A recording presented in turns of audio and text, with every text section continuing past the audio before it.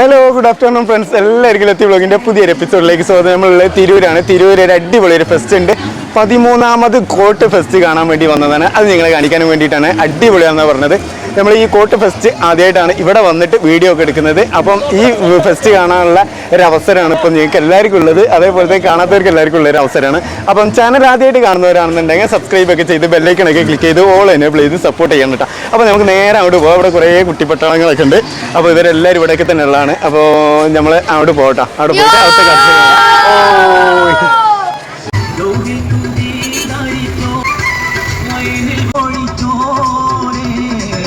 13 വർഷമായിട്ട് വളരെ വ്യത്യസ്ത രൂപത്തിലും ഭാവത്തിലുമായി ഈ കോട്ട് ഫെസ്റ്റിൻ്റെ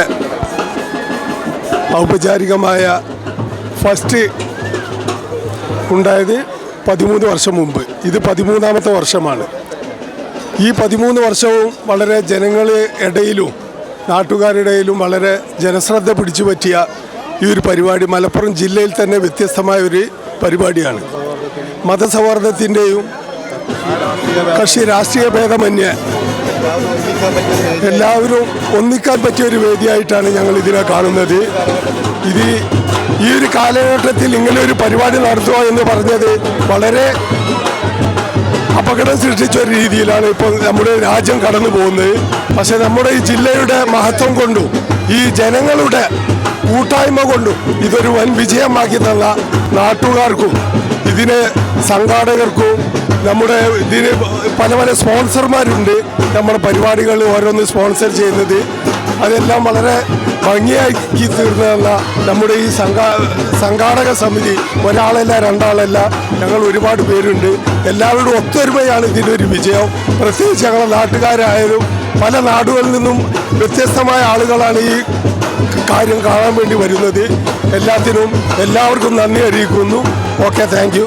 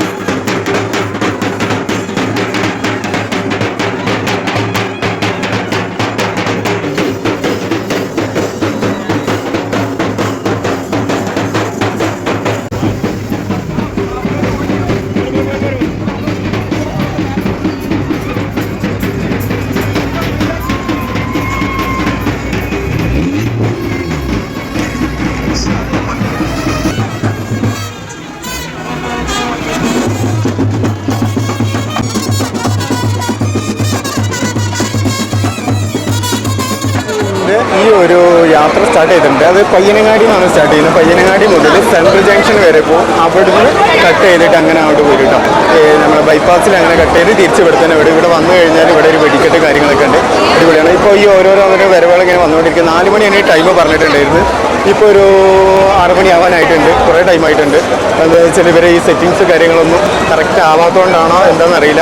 പിന്നെ ഈ നല്ല വെയിലുണ്ടായിരുന്നു. അപ്പോൾ ആനനെ ഈ വെയിലത്ത് ഇറക്കാൻ കുറച്ച് ബുദ്ധിമുട്ടുണ്ട്. അപ്പോൾ അതുകൊണ്ടായിട്ടാണ് തോന്നുന്നു ഈ ഒരു ടൈമിന് ബ്ലോക്കിന്റെ കാര്യം പാടൊന്ന് പറയും. ലൈവാണെന്നുണ്ടെങ്കിൽ ലൈവല്ല. പിന്നെ അപ്പോൾ എന്താ പറയുക, ഇവിടെ 2 സൈഡിലും ബ്ലോക്കാണ്. അതാ പുള്ളിക്കാൻ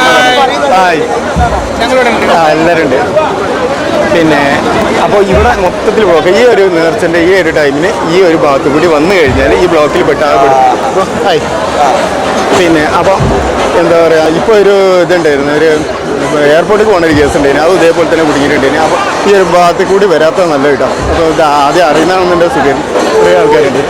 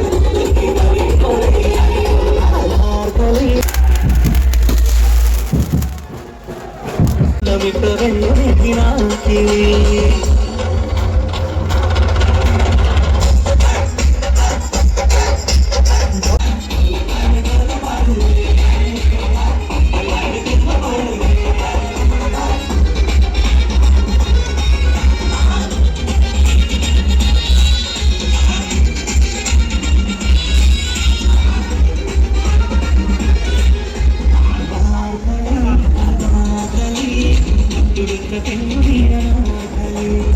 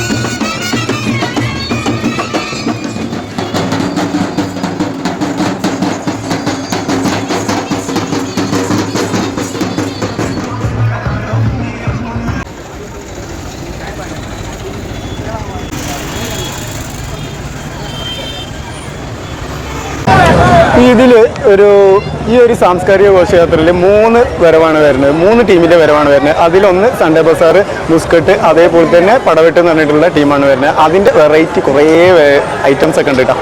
അപ്പോൾ നമ്മളിവിടെ ബസ് സ്റ്റാൻഡിൻ്റെ തൊട്ട് മുന്നിൽ എത്തിയിട്ടുണ്ട്. ആ വരവിന് വെയിറ്റ് ചെയ്യണം. അപ്പോൾ അവിടെ നല്ല ബ്ലോക്കായിട്ട് ഇവിടെ വന്നുകൊണ്ടിരിക്കുകയെന്നാണ് പറഞ്ഞത്. അപ്പോൾ നമ്മളിവിടെ നിന്നിട്ട് അതിനെ വാച്ച് ചെയ്യാണ്. അപ്പം വന്നു കഴിഞ്ഞാൽ കാണാൻ പറ്റുന്നുണ്ടാവും. ഓക്കെ,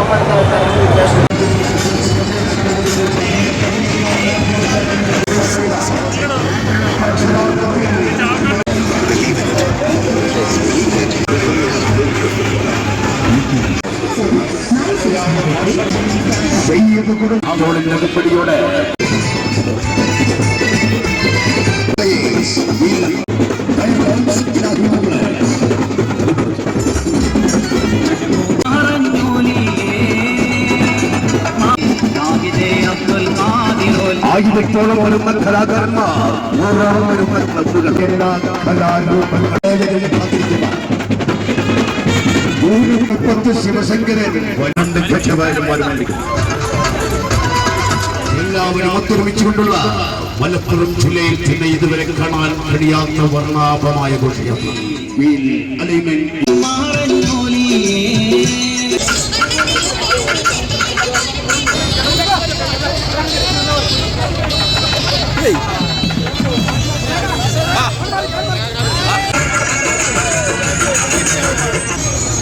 വർണ്ണാഭമായ ഘോഷയാത്ര കടന്നു വരുന്നുണ്ട്. കൊടുങ്കാറ്റായിക്കൊണ്ട്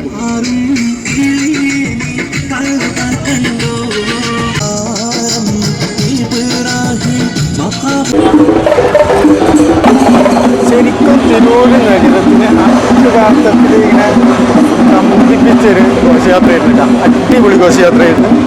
പിന്നെ ഘോഷയാത്ര തീർന്നിട്ടില്ല. ഞങ്ങൾ സിറ്റി ജംഗ്ഷനിലാണ്. അപ്പോൾ നമ്മൾ വീഡിയോ ഇവിടെ വൈൻഡപ്പ് ചെയ്യണം. ഈ ഒരു യാത്ര നേരെ പയ്യനങ്ങാടിയിൽ തന്നെ എത്തൂട്ട. അവിടെ എത്തിക്കഴിഞ്ഞാൽ വെടിക്കെട്ട് ഉണ്ട്. വെടിക്കെട്ട് നമ്മൾ അടുത്തൊരു വീഡിയോയിൽ കാണിക്കാം.